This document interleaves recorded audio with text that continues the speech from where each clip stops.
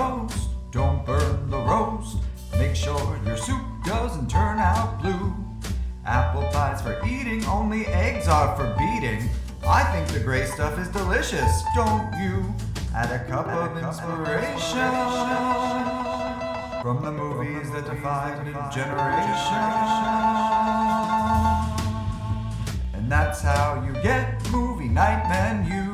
Hello everyone, and welcome to the very first episode of Movie Night Menus. I am your host, Richard S. Sargent, the ultimate movie foodie.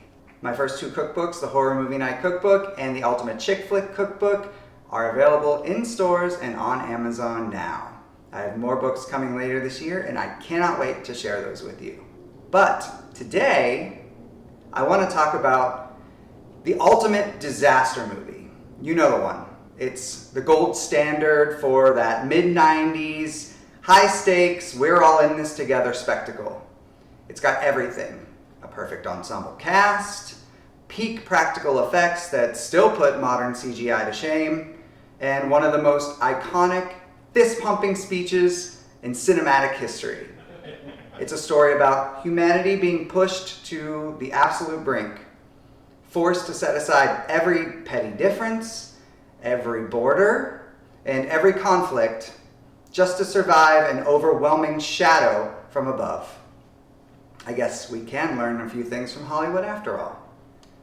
I've always loved how it balances that massive, world-ending dread with these really grounded, witty character moments. The cigar-chomping pilot, the neurotic genius, the weary leader.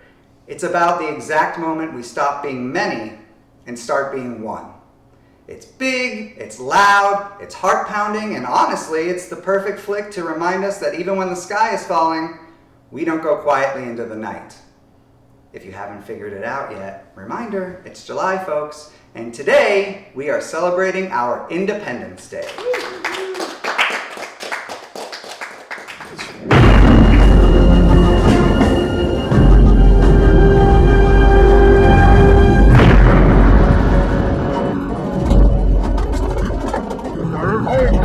Let's just get there as quickly as possible. What's the rush, huh?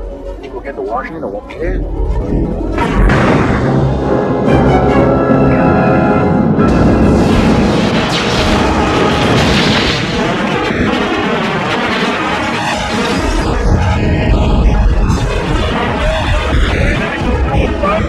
Today, we celebrate our Independence Day. Welcome to my kitchen. Today, we are discussing Independence Day. I'm sure you're thinking, but how on earth, or in space, can you connect a sci-fi disaster film to food? Well, my goal is always to make real food inspired by the details of the film itself. So we won't be making cookies shaped like spaceships or something corny like ravioli shaped like aliens. Let's be honest, that stuff is cute, but superficial. Today we're making a dish that's all about building layers of flavor and getting that perfect sticky, gooey glaze. I'm calling it the I Could Have Been at a Barbecue, inspired by the scene where Will Smith's character is dragging the unconscious alien across the desert.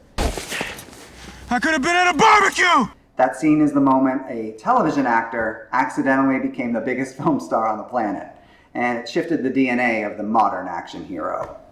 So let's see how much you remember. After a high-stakes dogfight through the canyon, Stephen Hiller, Will Smith's character, crashes his plane, right? But he doesn't just survive, he climbs out, marches over to the downed alien craft, and in a moment of sheer, relatable frustration, punches the alien right in the face. A scene he would reenact at the 2022 Oscars with Chris Rock. Oh, wow! No, I kid. So there he is, dragging the unconscious and heavy creature across the desert, mumbling to himself, complaining about the heat, the smell of the alien, and his ruined plans and whatnot. Hence the title of the dish. It's the scene that proved you could have a world-ending movie that still felt like a fun, character-driven ride. It's one of the reasons why 30 years later, we're still talking about it.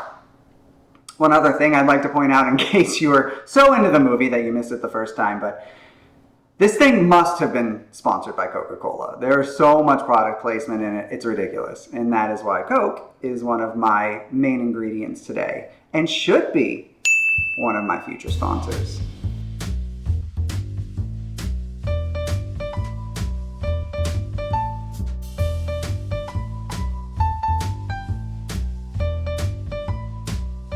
Now that we're all set up, let's get into it. First, we're gonna get some sizzle going in the skillet here. We're gonna add our oil. Drizzle in the olive oil over a steady medium heat. Get that going, move that around a little bit. Once the olive oil is shimmering, place your chicken in skin side down. Listen for that sear. We're looking for a gorgeous golden brown crust on both sides of the chicken. That should take about 10 minutes. You want to flip it after 5 minutes. If you're wondering what the hell's going on with my stovetop here, check out the intro video. I explain it there.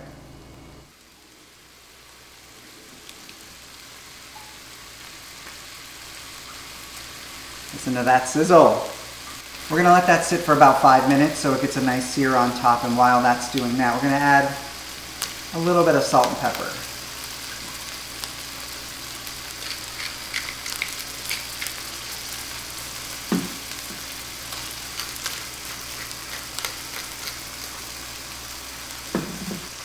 That should take about 5 minutes on both sides to get a nice golden brown sear. So while that's doing that, we're gonna mix together our secret sauce.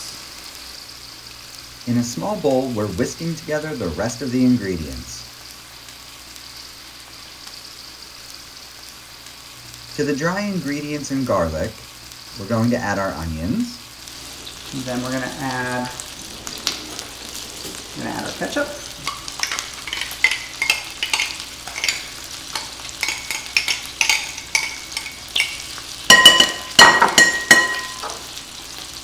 Our Worcestershire sauce,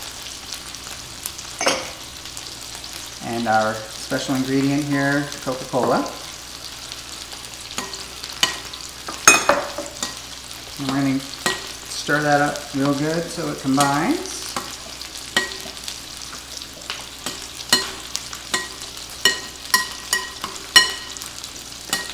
Smells good. Smells like a barbecue at the park.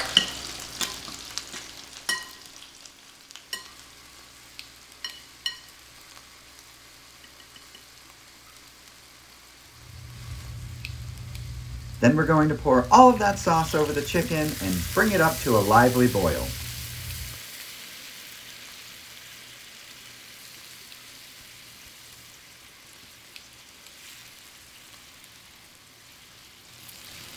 We want to spread out those onions, make sure they're getting cooked in the liquid there too. Now, if there was too much oil left in your pan, if you had too much oil left in your pan, you could have drained it. We didn't have that much left, so we left it alone. Once your sauce is bubbling, drop that heat to medium-low, pop the lid on, and let those flavors combine for about 15 to 20 minutes.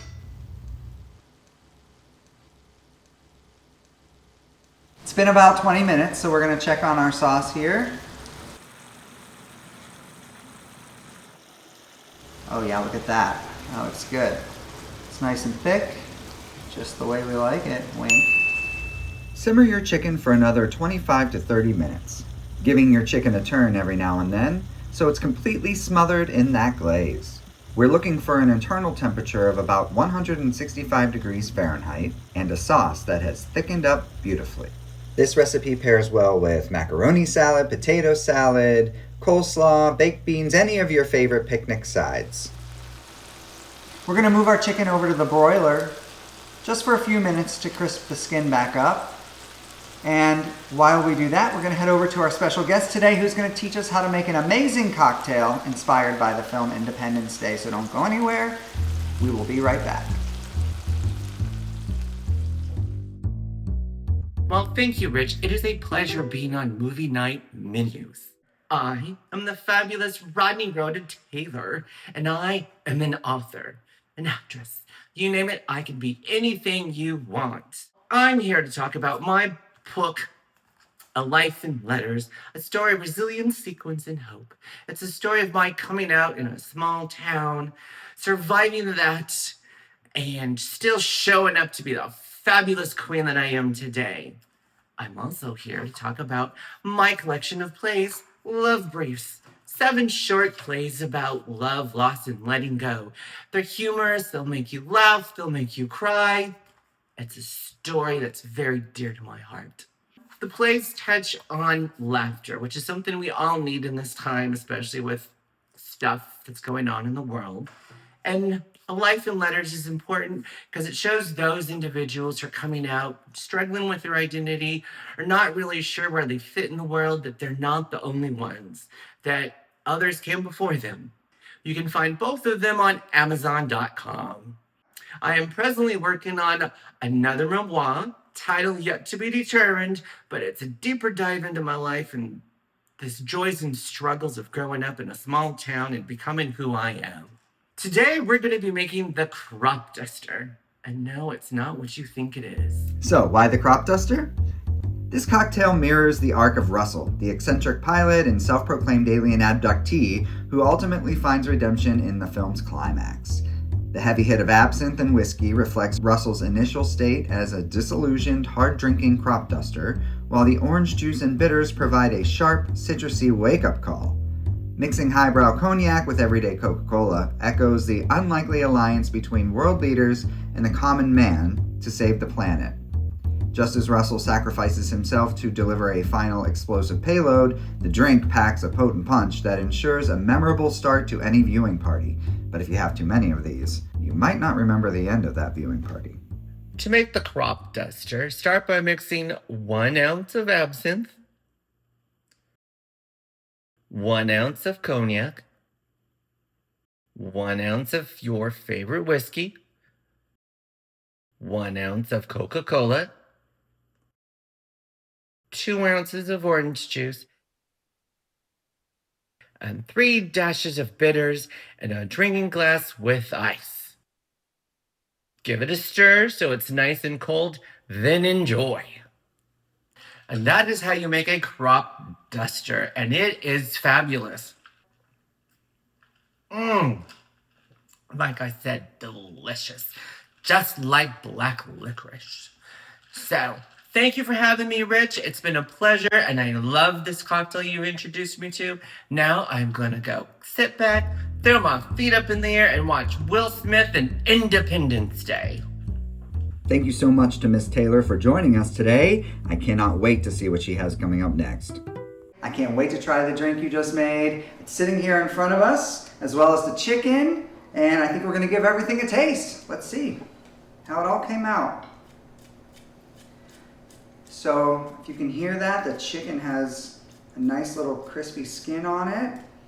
Not all of it is crispy, but parts of it, which is good, because sometimes I like the little chewiness of the skin, and sometimes I like it crispy. I'm gonna give the chicken a taste.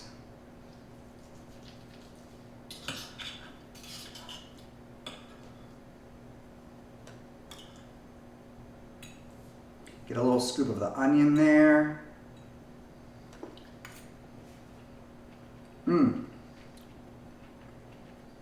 The chicken is super tender, and the skin is a little crispy, has a nice texture. The onions are nice and soft. The sauce is sweet and a little earthy, and it has really nice flavor to it. Like I said, you can serve it with your favorite side. Today we have our macaroni salad, and I'm gonna try the drink. Wash it down a little.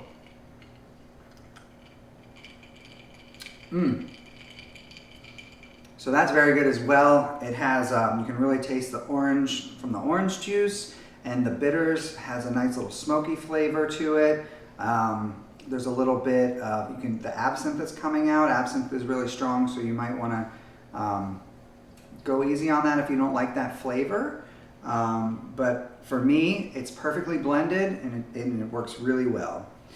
So I want to see what my guests think. So let's head over and get ready to watch Independence Day. Have you guys tried it? Yeah, it's What delicious. do you guys think? The smokiness of the chicken and the sweetness of the onion. It's very juicy. Mm. Dig in. Macaroni sounds really creamy. Well, that was from the store, so you can thank them. Thank you, store. Awesome. I'm gonna talk with my mouth full.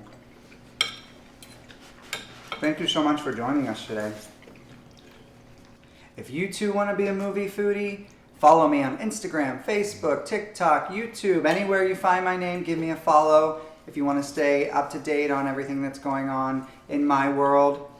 I hope to see you next time on the Movie Foodie Presents Movie Night Menus. Cheers. Cheers.